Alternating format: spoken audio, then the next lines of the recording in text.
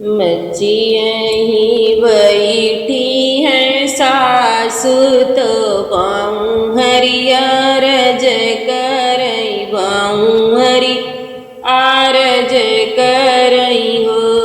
सासु भादो के पड़ई ललही छठिया मैं कैसे का पूजो मैं कैसे मनाऊँ हो। सासु भादो में पड़ई ललही छठिया मैं कैसे का पूजो मैं कैसे मनाऊँ हो। बोलिया तो ये बहुहरी बुअली तो बोलहु ना जान्यो तो बोलहु ना जान्यो। बहुहरी तू तो भयो जनम बझिनिया तो के कैसे छठिया पूजबू तो कैसे मनईबू हो। बहुहरी तू तो भयो जनमा बझिनिया तो कैसे छठिया पूजबू तो कैसे मनईबू हो। अथवा में ली तेल चौरा तो छठी माइक मनावाई छठी माइक मनावाई हो।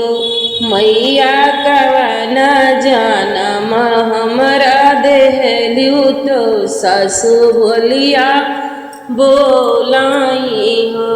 मैया कवन जानम हमरा देहलू तो सासु बोलिया बोलाई हो। मैया एक के बालक हम देत्यू तो छठिया तोहरा रहत्यो तो छठिया हम पूजित हो।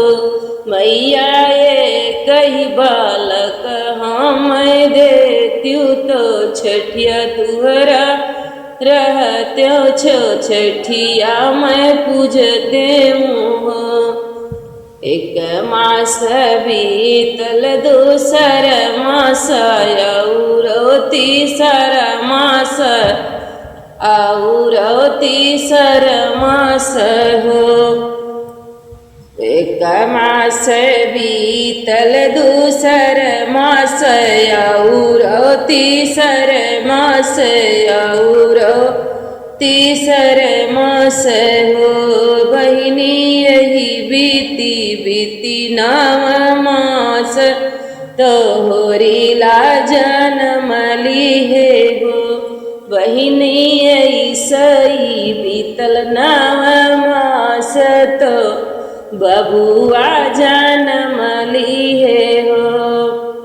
ऐसाई बीतल नाम मास तोहरी ला जन्म ली है बबुआ जन्म ली है हो।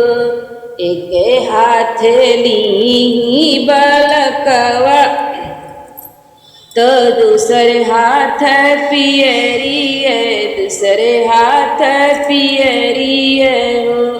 मैया लैली आपन पियरिया तो ललन काया सीसाई हो। मैया लैली अपनी पियरिया तो ललन के सीसाई हो।